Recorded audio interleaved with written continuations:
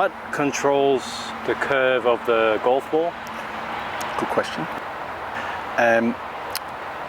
So in this setup position here, we're going to get into path, face control, and also the angle of attack. So when we're talking about curve, we obviously have the path of the golf club travels on, which is actually a combination of the shape of the swing and how much up or down we're hitting on the golf ball. Okay.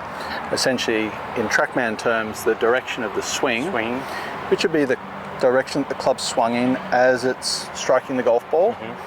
We could have an outside in, inside out, or we could have it working in line. We would have how much down the ball's striking into the ground, or I should say the club striking into the ground. Zero, positive or negative, that would then influence the path that the golf club travels on. That influence, which then influences the curve.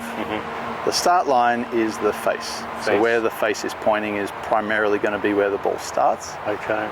Where the club path is swinging on is primarily going to influence the curve of the ball. That's quite interesting. Even if you have the club face open, come across the ball, the ball could just go to the right straight away. If it's open more than the path of the golf club, absolutely.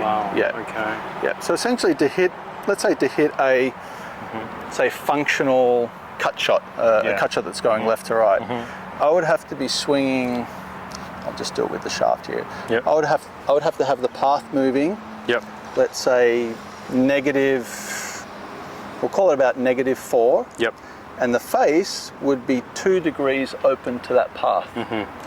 Now, if it was 4 degrees open, that would be in line with where the target is. The ball would start straight and it would curve right.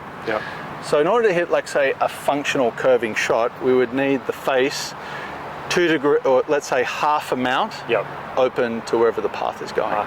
So if the path is -4, we would want the face to be 2 degrees open to the path. Which in actual fact on TrackMan says 2 degrees closed. Because TrackMan reads on target. So it can be a bit confusing. Path to face is a bit easier to understand. If we're swinging 5 degrees to the right, club would have to be 2.5 degrees closed to the path to hit a functional, say, push draw.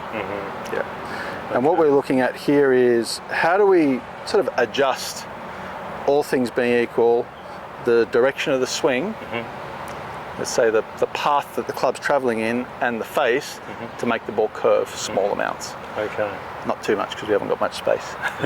So if I was to, let's say if you took your setup and place your left heel up against the shaft, essentially that would be in a driver position, which we'll just call 0. So you'd be swinging the club, let's say around about straight. It's probably going to go a bit to the left, but let's say around straight, and your angle of attack would be pretty much 0 if the ball was teed up.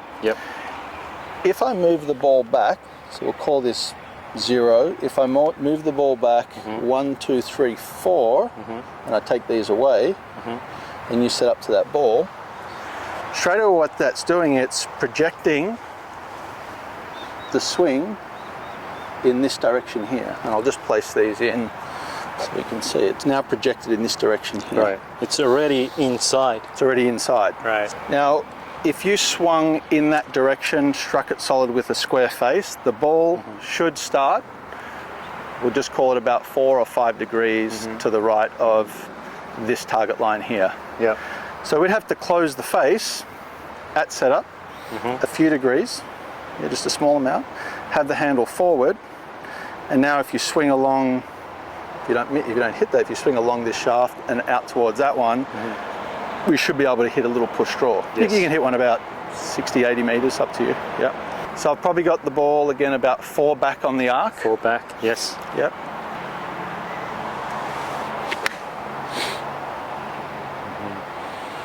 And we could just see the ball having a little shape from right to left. So in that position, we would say that we're building in a draw bias, setup position, and impact position because the handle's more forward. If we were hitting a less lofted club, obviously we'd get like a lower trajectory shot. If we got back to setup there and you keep your feet in the same position, and I had the ball up where your driver would be. So left heel is still there. We're not changing that. Okay. Essentially what I'm now doing is I'm projecting the swing more in this direction here. Right. And I'm sure you can feel that. You probably feel like you're going to hit a high. Yes. And you've got a 52-degree wedge here, but you probably feel like you're going to high, soft wedge. Right. That might even fall to the right. Right. Now, in order to change the face condition, we would just simply soften the grip and just open the face a little bit. So we're essentially trying to match a bit of an open face to that new direction and path that we're swinging the club in. Right. Now the ball's not going to do much here because again we've got a lofted club, but we will see it come out higher and maybe fall to the right. Yeah, way exactly higher. what it did. And curve to the right. And if you look at the divot patterns, which is pretty interesting as well, we have this one here, which is the first one, and then which is not too extreme. It's probably about there. Yeah. And then we have this one here, which is a little bit more extreme. Yeah. To the right. Yeah. So that's a good way to think about curve. Alignment of the body, absolutely. I'm just aiming you dead straight here, but certainly shifting the alignments right and left can change that swing direction by a lot. As a general rule, the more the ball position is to the left, and let's just call it left heel, maybe slightly inside, it's going to allow us to swing more left.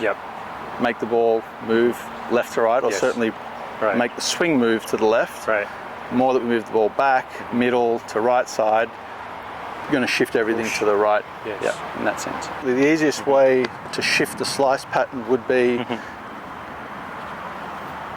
get someone to align slightly to the right.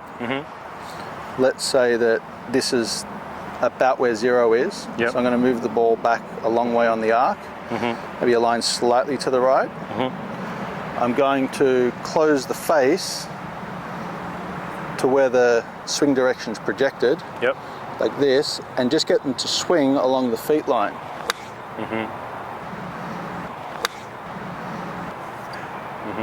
And you can see the ball starts right and then curves back to the left. That would be the easiest way to do it. You can definitely feel something with your hands a bit more, but often it's setting them up in a position where the face is already pre-closed a little bit.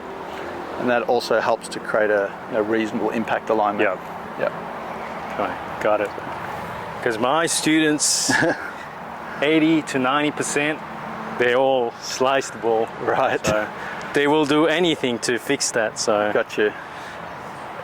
I'd also say or add, as you push your hips more forward, you're closing the student off. So you're closing their upper body off. So that's also important to make sure that from a lowest body standpoint, there's more weight on the left with the with some right side bend. So that usually keeps them a little bit more closed off if they tend to open up their lower body, even upper body way too fast. So just for consistency, keep this here, and we'll just move the ball back on the arc. All right, got it. Most people that aren't used to doing this, they like to see the shaft in the center. That's fine. So what I'd do with you as well, if you held the club up into my hands, I'm going to do this. I'm going to close the face. Push the handle forward. Lower it down. Don't change that. Just hit a shot from there. Feels weird, right? Yes, very. Go for it. Wow. Good. So the face got closed aggressively, but that's a good feeling for someone that's never seen the ball go left. So there was still curve, which means the path was working from the inside. We just had the face more closed than usual. So it started more left. Okay. All right. Got it. You can also see how the face is matching at each point. I think you do a pretty nice job here, to be fair. If you just did that, you'd have a reasonable start line control.